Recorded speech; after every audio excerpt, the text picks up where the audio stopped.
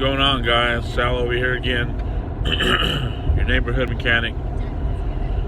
Alright, today we're going to talk about pricing for mobile mechanic work. Now, a lot of people, this is kind of a touchy subject for some people, like pricing, like what should I pay for work? What should I charge for work?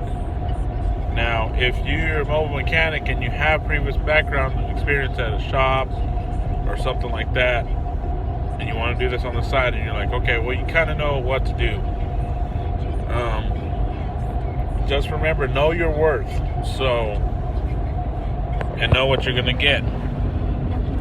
Now, if you're a mechanic and you only want to make, say you make $16 an hour at your job, well, that's all you're going to make over there if that's all your mind is set for, $16 an hour. But the best thing to do for that is to actually go look online, call dealerships. It's not bad to call. It's not a bad thing to call dealerships and say, okay, how much is it for a water pump for my Chevrolet Corvette or anything like that? That's not bad to do. Just know though, dealerships charge more than the average mechanic. The reason why is they got overhead. They got to pay the bills. They got to pay electric. They got to pay their water bill. They got to pay their mortgage, rent, whatever that place is, if they're leasing it or owning it, the building. They got to pay for the mechanic. They got to pay for the service advisor. They got to pay for the technician. They got to pay for everything. Now, if it's just you and you have prior experience, or if you don't have any experience, you can start off with, when I started, I was at $40 an hour rate. That's what my charge was. So say if a job costs an hour to do on the books, I charge $40. Now, when you get better and you're quicker, you can always increase your time because you gain that experience. You learn the tricks of how to do certain things faster and get quicker and make more money. And that's nothing wrong with that, but you got to remember to set yourself a limit, because once you get up to a certain limit, there's a reason why you can only go so much. You can charge some people $120 an hour, but I don't think it's going to last. I don't think your business is going to last. That's a lot for just mobile mechanic work. Unless you have like a portable lift and all this other equipment that you have, then that's good. But still, that's kind of pricey. I'd probably do 100 max. But as a mobile mechanic, you're not really going to be doing it. I guess it's kind of a gray line. You can do engine stuff, engine teardowns, but that's going to take up a lot of time. And if you have your own house, I recommend you to do those at your house. That way you have a little space that you can do it at, whether it's a garage or like a backyard area or something like that. Something like that you need to take your time on. You don't want to rush it in an 8-hour job. Unless you're taking like a lawnmower engine out and putting in another one or something simple, then I understand. But if you're doing a full rebuild on an engine or a transmission, I would take your time and do it at home. I'm not saying you don't do those jobs, but I would not start with that, especially if you're a basic mechanic. If you're a beginner mechanic, don't do those. Now, like I said before, you can start off with your brake jobs and charge per axle. Some people just want the front's done. Some people just want the rear's done. Some people just want one wheel done. I've had that happen too. They're like, I just need it done to go right now, and you can come do it later. So that's fine. That's like an emergency situation. But know your hours. Call the dealerships and ask them, what do you guys charge? They'll say like, oh, we charge $96 an hour per labor. You're like, okay.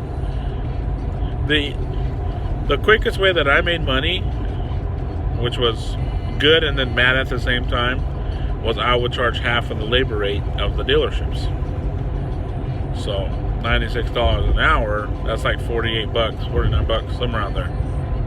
So that's pretty good money an hour if you think about it. If you're coming from a job that makes $15 an hour, the problem with that though is if you keep doing that, you're going to start getting yourself in this plateau of income.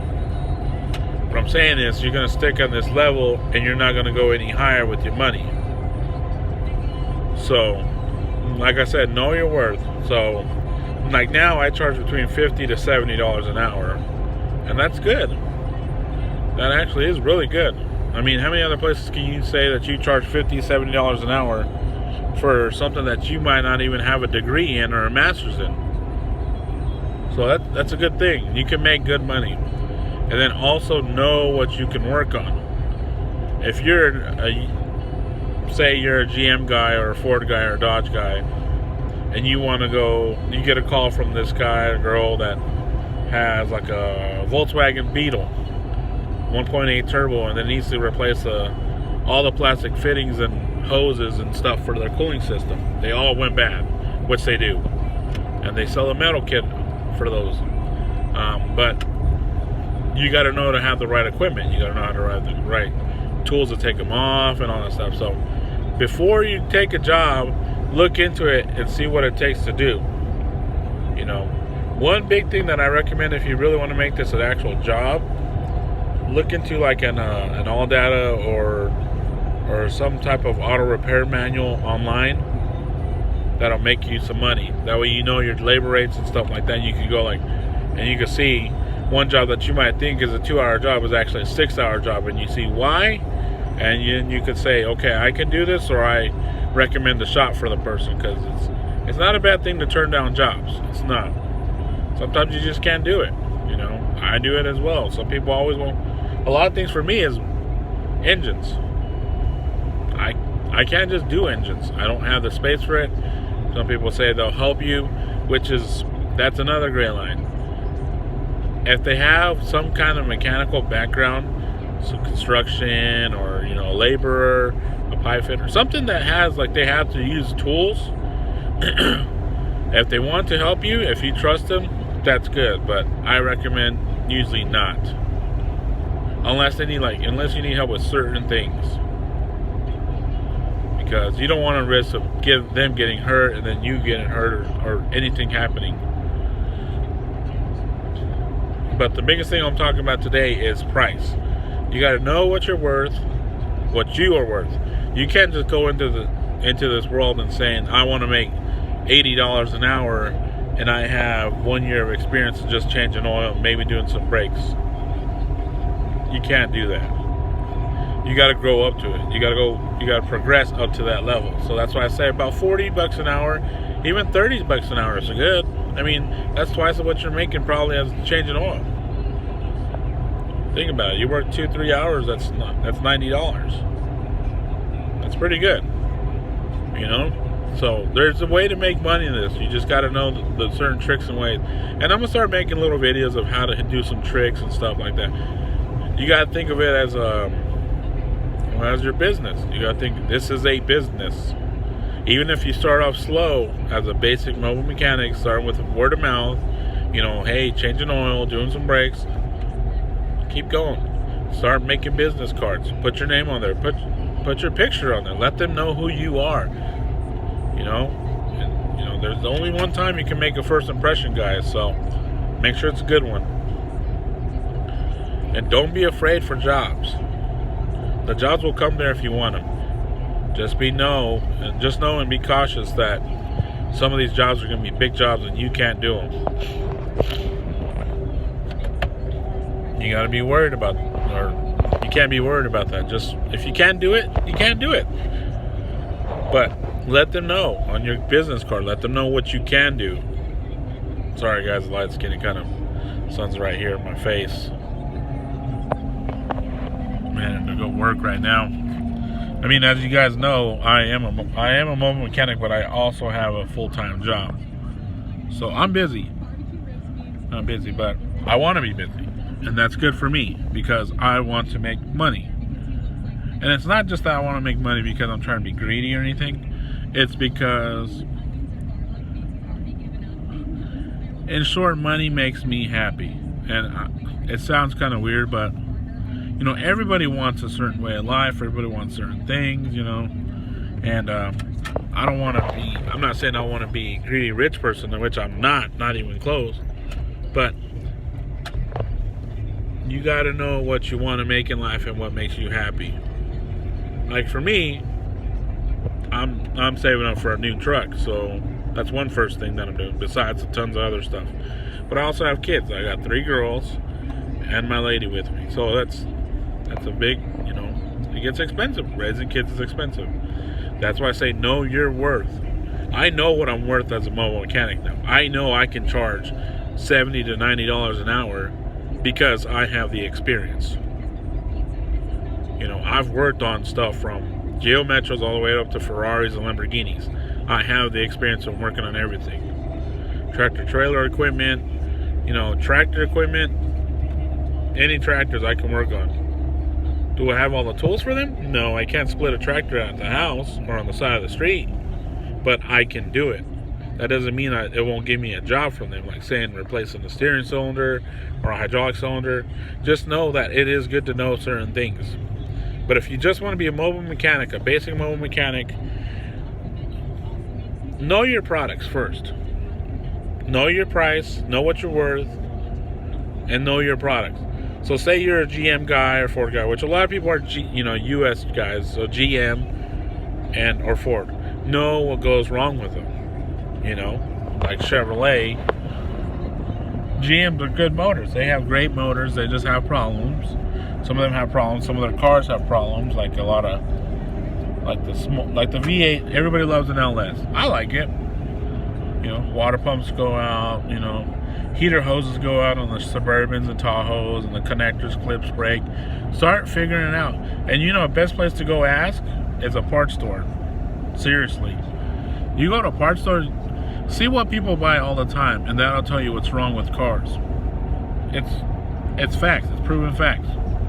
Just know that if you go over there and okay, Chevrolet, the water pumps break out. On Fords, the 5.4 liter, the cam phasers go out because they lose oil. Timing chains got to get replaced, and they pop spark plugs. That's what they do. That's it. That's what they do. So, and Dodge has some, exhaust manifold leaks or, lifter tick. That's what they call it for the Hemis. So, there's tons of things that every manufacturer has certain problems with. It's not a bad thing. You got to see it as a good thing. Customers might see it bad, but you know what? You need to reassure them that you will make it better for them, because sometimes people just need that little extra faith in them and, that extra smile that shows someone that actually cares. Even if you hate Chevrolets or Fords and you're working on them, keep the customer happy. Don't lie and say, oh yeah, this is the best car in the world that you think, which it's not, because you don't really fond for those cars. But this is a business. They're offering you money to fix their car, to fix their problems, so they can go back to work and fix their problems themselves, aka make money back to go do whatever they got to do. And this is a never-ending circle, guys. It's just you're given a service. You just need to make sure your customer service is number one, and know your worth. So know your products, know what you want to work on, which is one of the biggest things that a lot of people do. They jump into jobs and they don't know what to do, and that kicks them in the ass. You gotta know what you're working on. You have to know. Do some studies. Start looking into books. Start looking into certain cars, the pros and cons of each car. That'll tell you pretty much all the problems that they have, or what doesn't go wrong, or what's good with the cars. You might have a car that just has an alignment issue all the time. It just goes out of alignment because they use cheap bolts or something, camber bolts. Who knows? But what I'm saying is, know your worth. Know what you got to pay for. Know what they're going to pay you. Because at the end of the day, this is your business. This is Joe and Sons, or whoever your name is business. You got to know what you're worth. You're giving a service to customers, and you want to give 100% every time. You want to, because it's your livelihood. Now, the biggest thing is your word that you're going to have to do. If you say you charge this much and this much, that's what you got to charge. If you go back and see, oh man, the time says it's actually 3 more hours, and I got screwed out, whatever, $60 to $120 an hour extra, or $120 extra, bite the bullet. Don't take it. But tell them, listen, I charge more. This job was supposed to be $300. It was actually, or this job was supposed to be $300, and I charged you $200. That was my fault. And let them know. No, tell them, if you want to give me more, that's fine. If not, that's fine. But I just tell them, at least I got the opportunity to work on your car, and I appreciate that. And give them business cards and tell them, if you know anybody else, I'll get the money back that way. Don't say that, but just say, I'll get some more side work. Don't be negative on the stuff that you mess up on. It's a learning experience. You need to learn. I've done it as well. I've lost a couple $100 on some jobs, and it's shitty. But that was young. I was young then. I didn't know how to read, labor rates, or I didn't understand certain jobs, because I kicked my butt out because I thought it was a 2-hour job, and I got screwed when it was a 4-hour job, and I didn't charge it. So it is what it is. But don't let those little things stop you from trying to do good in life, in your career as a mobile mechanic or as a mechanic. It's a good business. There's plenty of cars out there. And some people just do brakes, and that's good. Man, you can make tons of money doing brakes. Brake jobs are easy. As long as you have an impact, a torque wrench, some NICs, Allen wrenches, torque wrenches, torque smiths, all that other stuff that you need for basic brake systems, bleeders, drain pans, all that stuff, you'll be fine. And you'll make good money. But know your worth. Don't be charging $5 for a brake job if that's all you do. If you're good at a brake job, charge $40 to $50 or $60 an axle. You can charge as much as they want on the. Some people charge $100 an axle. Do it if you're that good and that quick. Remember, people are paying for your knowledge. They're not paying for your time. What I'm saying is, the job might charge 2 hours and you do it in an hour. So what? Charge us 2 hours. Get it done. Make your money. That's what you're there for. But I got some cars coming up to do some stuff, and if you guys want some videos, which I should have made some videos. I just worked on a Saturn this past weekend and an F-150, and I didn't make any videos. I didn't have time. It's kind of crappy. But I'll start making some videos of my jobs and everything like that, and then I'll start giving you guys some tips and tricks on how to do certain things, because nobody wants to do this job hard. Some of these jobs are hard, but some of these jobs you can cheat and get a different way at getting access or doing certain things. But alright guys, this is Sal signing off. Once again, sorry for the view, kind of crappy. I'm gonna make another video probably tonight about a Honda. Hondas are big things here in Arizona. Hondas are big everywhere, and I got a Honda at home that's got some problems, and I'm gonna show you guys how to fix it. So alright guys, well, I'll talk to you later, and hope everyone has a good day. Bye.